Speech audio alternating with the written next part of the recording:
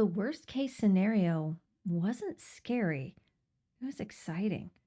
You see, for most business owners, growth can feel like a gamble.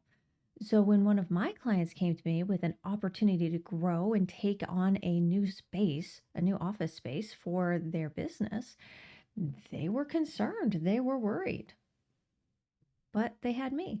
So, I ran the numbers, I did all the digging, and I presented them with three scenarios: a worst case, a best case, and a most likely case. And I asked them for the worst case, are you okay with this? And they said, yes, that is so much better than I ever expected it could be. They signed the lease for the new office, and what actually turned out was the best case for them. Within 3 months, they'd already recouped their costs and were starting to turn a profit. So let's talk about how we figured it out. So the first step was just understanding whether or not this could help the business, right? And in their situation, it was really a turning point. They had to decide. They had to go one way or another. It was a therapy practice, and they had amazing therapists and a waiting list of clients. The problem was they had a waiting list, not because they didn't have enough therapists, but because they didn't have enough physical space anymore to have therapy sessions. Most people these days have quite a bit of Zoom fatigue, let's be honest. And they wanted to have that in person experience. They needed that human touch. And so we had therapists at this practice who didn't have a space to practice in. They had to do it virtually. Clients didn't want to do it virtually, they wanted in person. So we had this tension and this frustration. And the owners of the therapy practice wanted to support both their clients and their therapists. Of course, that's the win win. But they couldn't figure out, can we afford to take on more space? And so when this opportunity presented itself in a building literally right next door to the main therapy practice, there were some office spaces opening up. And they said, well, we just don't know if we can afford it. We don't want to take on debt. Totally understand it. But we want to know, could we do this? Can we survive if we take on this expense?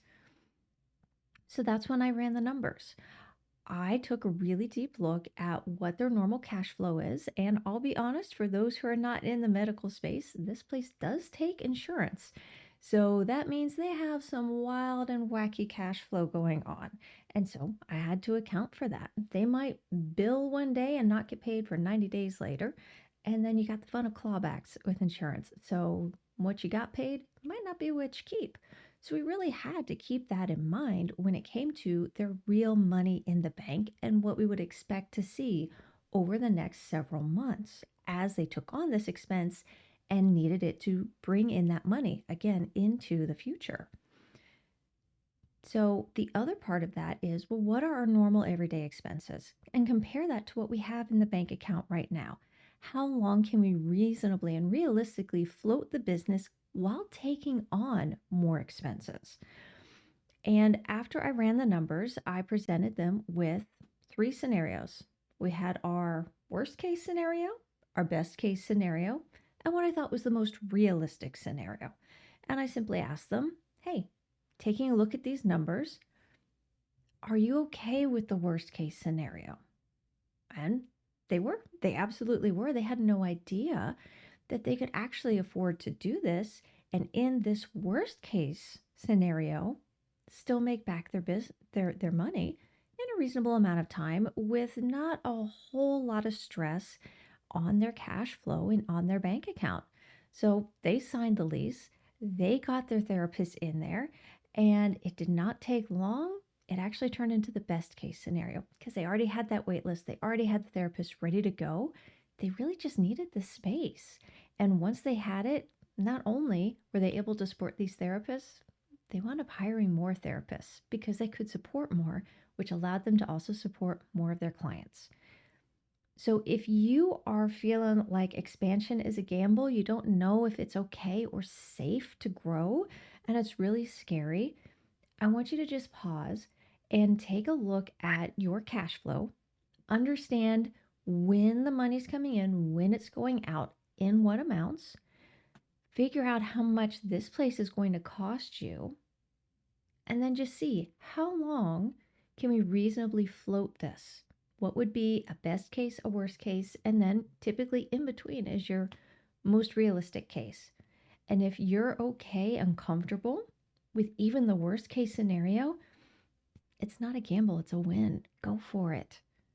So I hope this has helped you today. My name is Sarah Bryson. If you have questions, shoot them on over to me. I am happy to help you. I also have a freebie down in the description box. It is 10 things every CEO must be able to understand and questions to answer for your business.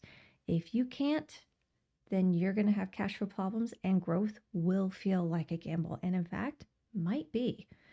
Let me know if I can help you in any way. That's what I'm here to do. Love to help people. Go forth and profit, everybody.